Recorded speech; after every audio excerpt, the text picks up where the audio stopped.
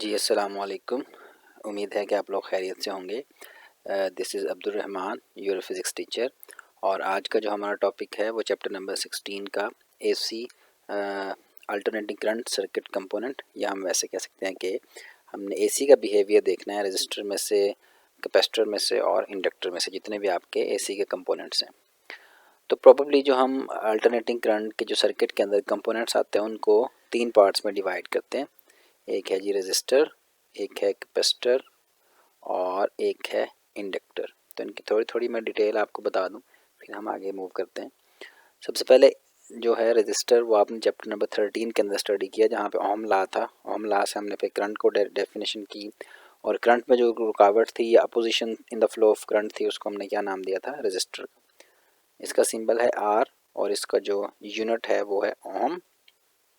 ये इसका सर्किट के अंदर जो हम सिंबल यूज़ करते हैं रजिस्टर का वो है। ठीक हो गया। उसके बाद अगर हम कैपेसिटर की बात करें तो चैप्टर नंबर 12 के अंदर हमने स्टडी किया कि कैपेसिटर क्या होता है, energy store in capacitor. Capacitor के डिफरेंट टाइप्स भी हमने देखी, इसके यूजेस क्या हैं वो भी हमने देखे। तो ये क्या करता है कि store the charge in the form of electric field. तो एक ऐसी डिवाइस जो कि चार्ज को स्टोर करती है, और किस फॉर्म में स्टोर करती है? In the form of electric field. इसकी कैपेसिटर की जो कैपेसिटेंस होती है उसको हम सी से डिनोट करते हैं, उसका यूनिट है फैरड। और कैपेसिटर का जो सिंबल है सर्किट के अंदर वो ये वाला सिंबल है। दो पैरेलल प्लेट हम लगाते हैं और साथ में दो वायर्स। उसके बाद अगर हम बात करें इंडक्टर की, चैप्टर नंबर 15 में हमने पढ़ा कि इंडक्टर क्या करता है। जो काम रजिस्टर डीसी के अंदर करता है वही काम इंडक्टर एसी के अंदर करता है। मतलब ये करंट के चेंज को अपोज करता है अल्टरनेटिंग करंट में। ठीक हो गया। तो इसका सिंबल है एल, और इसकी इंडक्टेंस की जो वैल्यू होती है उसको हम हेनरी बोलते हैं। तो ये इंडक्टेंस है एल। और इसका जो सर्किट के अंदर सिंबल यूज़ किया जाता है वो इस तरह से, कॉइल को हम स्प्रिंग की फॉर्म में वाउंड कर दें तो वो क्या कहलाती है? इंडक्टर कहलाती है। ठीक हो गया जी। उसके बाद टॉपिक की तरफ मूव करने से पहले आपने कुछ की पॉइंट्स माइंड में रखने हैं, जो कि हम आने वाले तीनों टॉपिक्स में कवर करेंगे। जैसे जब हम बात करेंगे एसी थ्रू रजिस्टर की, तो उसमें भी आपने ये हेडिंग्स बना के इसके अंदर चीज़ें मेंशन करनी है। अगर एसी थ्रू कैपेसिटर की बात की जाए तब भी आपने ये पॉइंट्स मेंशन करने हैं, और अगर एसी थ्रू इंडक्टर की बात की जाए, ये आने वाले टॉपिक्स में हम डिस्कस करेंगे, तो वहाँ पे भी आपने ये सारी हेडिंग्स मेंशन करनी है। तो सबसे पहले एक्सप्लेन करेंगे हम सर्किट डायग्राम, उसके बाद current wave form, voltage wave form बनाएंगे।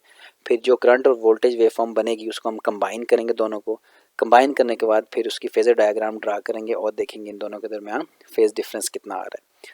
फेज डिफरेंस के बाद फिर इसकी अगर कोई रेजिस्टेंस है, रिएक्टेंस है, अपोजिशन जो ऑफर कर रही है तीनों कंपोनेंट्स, तो वो आएगा। उसके बाद फिर लास्ट में पावर डेसिपेशन। तो सबसे पहले है जी AC through register. AC through register में क्या है कि अगर हम एक रजिस्टर को बैटरी के साथ कनेक्ट कर दें, अब यहाँ पे हमने डीसी के साथ नहीं कनेक्ट करना, एसी के साथ कनेक्ट करना है। डीसी के साथ हमने चैप्टर नंबर 13 के अंदर डिस्कस कर लिया। तो अगर आप स्विच को क्लोज कर दें तो इसमें से करंट फ्लो करने लग जाता है।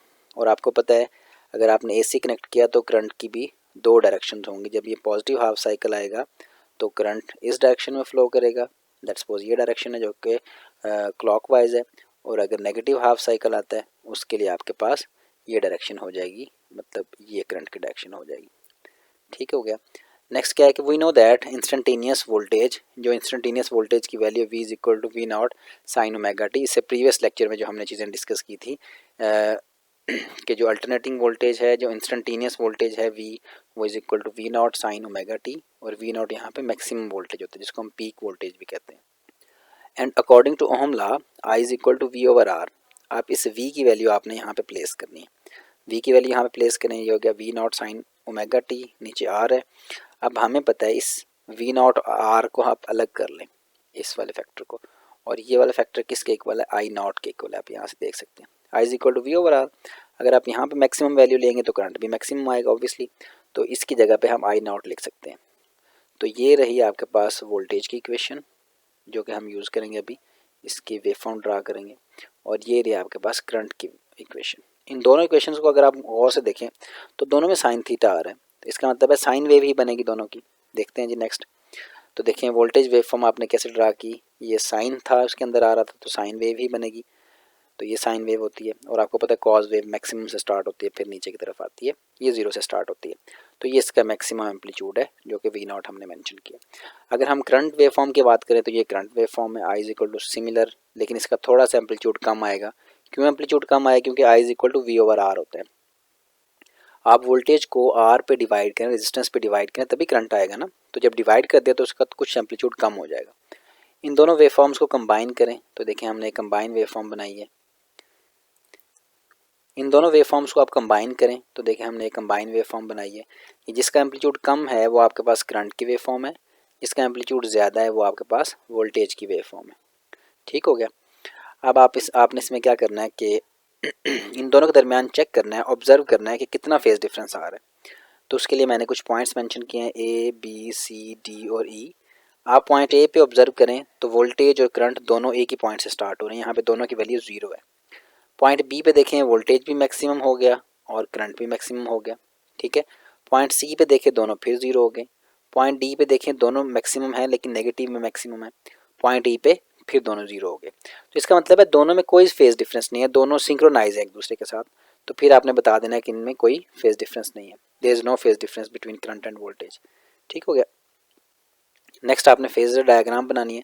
फेजर डायग्राम अगर इनमें कोई फेज डिफरेंस ही नहीं है, थीटा की वैल्यू 0 है, तो दोनों पैरेलल आ जाएंगे। अब यहाँ पे देखें वोल्टेज का एम्पलीट्यूड ज़्यादा है तो देखिए मैंने वोल्टेज के लिए लाइन थोड़ी सी बड़ी बनाई है। करंट का एम्पलीट्यूड कम है तो करंट की लाइन थोड़ी सी छोटी वाली है। ठीक है, उसकी लेंथ मैंने कम रखी है। तो यहाँ से देखें दोनों पैरेलल हैं तो दोनों में कोई फेज डिफरेंस नहीं है, तो थीटा इज इक्वल टू 0। ये एमसीक्यूज में पूछा जाता है कि what is phase difference between voltage and current when alternating current pass through register. तो रजिस्टर में से जब पास करेगा तो उसमें कोई फेज डिफरेंस नहीं आएगा। ठीक हो गया। ये आपने एमसीक्यूज के लिए बात याद रखनी है। तो अच्छा, इनको हम एक ही लाइन के ऊपर भी ड्रा कर सकते हैं। उसके बाद पावर डेसिपेशन की बात की जाए, रजिस्टर के अंदर जो पावर डेसिपेशन होती है वो होती है मैक्सिमम होती है और उसकी वैल्यू होती है P is equal to V I. अगर ओहम लॉ के अकॉर्डिंग वी की वैल्यू पुट करें तो P is equal to I square R, और अगर हम यहाँ पे आई की वैल्यू पुट करें तो P is equal to V square over R. तो ये पावर डेसिपेशन के फॉर्मूले। तो एक सिंपल सा टॉपिक था कि अगर अल्टरनेटिंग करंट रजिस्टर में से पास हो तो उसका क्या बिहेवियर होता है। तो उसमें हमने देख लिया कि फेज़र जो डायग्राम है उसके अकॉर्डिंग उसमें कोई फेज़ डिफरेंस नहीं होता। तो ये छोटा सा एक टॉपिक था, इसको ज़रा आपने माइंड में रखना है। ये लॉन्ग में नहीं आता लेकिन शॉर्ट के हवाले से और बेसिक इंट्रोडक्शन के हवाले से इंपॉर्टेंट है। तो और इसमें जो पॉइंट्स मैंने मेंशन किए इनको ज़रा अच्छे तरीके से आपने देख लेना। नेक्स्ट टॉपिक्स में हम यही पॉइंट्स को डिस्कस करेंगे।